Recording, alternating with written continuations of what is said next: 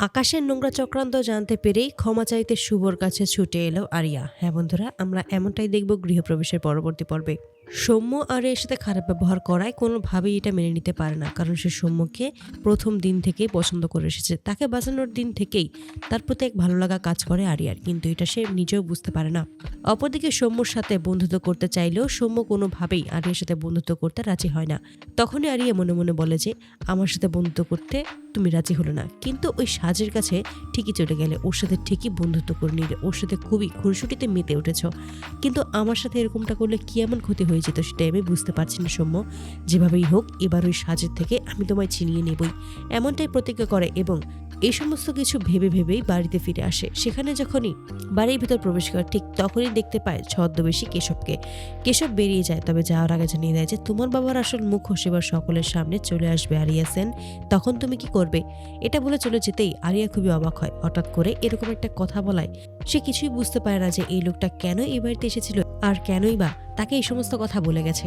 কেশবকে পাগল ভেবে সে চলে যায় আকাশের কাছে। যাওয়ার আগেই থমকে দাঁড়ায় কিছু কথা শুনে, তখনই শুনতে পায় যে আকাশ কারোর সাথে ফোনে কথা বলছে এবং সেখানে সমস্ত কিছু স্পষ্ট বুঝতে পারে আরিয়া, যে আসলে এতদিন ধরে আরিয়াকে মিথ্যে কথা বলে এসেছিল। 20টা বছর ধরে তার মায়ের থেকে ইচ্ছাকৃতভাবেই আকাশ তাকে দূরে সরিয়ে রেখেছে। তখনই আমরা দেখতে পাই ওই ডিটেকটিভের সাথেই কথা বলছিল ওই আকাশ সেন, আর তখনই বলে যে ওই আরিয়া এতই বোকা যে ও বুঝতেই পারেনি ওকে আমি ঢাল হিসেবে ব্যবহার করার জন্যই এতগুলো বছর ধরে আমার কাছে রেখেছি। শুধুমাত্র ওই রায় পরিবার, ওই শুভলক্ষীকে ধ্বংস করে দেওয়ার জন্য ওকে আমি ব্যবহার করব। আমার স্বার্থ হাসিলের জন্যই ওকে যে ব্যবহার করব, ও এটা খুনা করেও জানতে পারছে না। ও ভাবছে আমি যেটা বলছি সেটাই সত্যি। ওর মা ওকে বারবার করে বলেছিল যে ও হচ্ছে সত্যি স্ত্রী। ওর পরিবার পাগলের মতো খুঁজে বেরিয়েছে, কিন্তু এটা ও কোনোদিনও বিশ্বাস করেনি। ও আরিয়া সেন হয়েই থাকতে চায়, আর এতে আমারই ভালো। আমি খুব সহজেই এই খেলাটা জিতে যেতে পারবো।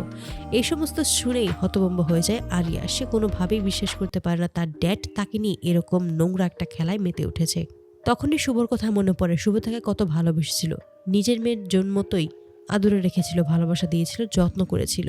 আর যখনই জানতে পারে যে আরিয়া তার মেয়ে, তখন বারবার করে অনুরোধ করেছিল যে সত্যিই সে তার মেয়ে, তাকে পাগলের মতো খুঁজে বেরিয়েছে। কিন্তু আরিয়া সমস্ত কোনো কথাই বিশ্বাস করেনি। অবশেষে তার নিজের ভুল ধারণা ভেঙে যায়, বুঝতে পারে যে শুভ সত্যিই তাকে খুব ভালোবাসে। এতগুলো বছর ধরে এই আকাশ সেন ইচ্ছাকৃতভাবেই ওকে দূরে সরিয়ে রেখেছিল শুভর কাছ থেকে, তাই ছুটে যেতে থাকে। অতঃপর দেখা যায় যে নিচেই কেশব শুভকে বলে যে চিন্তা করো না মা, শ্রী ঠিক এখানে আসবে, কারণ সেই ব্যবস্থা আমি করে এসেছি।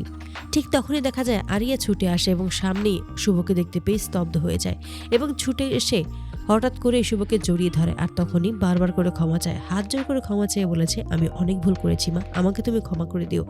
আমি আমার ভুলটা বুঝতে পেরেছি। ওই আকাশ সেন যে কতটা নিচে নামতে পারে, কতটা নোংরা চরিত্রের লোক, সেটা আমি খুব ভালোভাবেই বুঝতে পেরেছি। তো বন্ধুরা, তোমরা কি চাও যেন এবার এভাবেই আকাশের নোংরা চক্রান্ত জানতে পেরে শুভর কাছে ছুটে এসে হাত জোর করে ক্ষমা চায় আরিয়া? অবশ্যই তোমরা তোমাদের মতামত কমেন্টে জানাতে ভুলো না। ধন্যবাদ।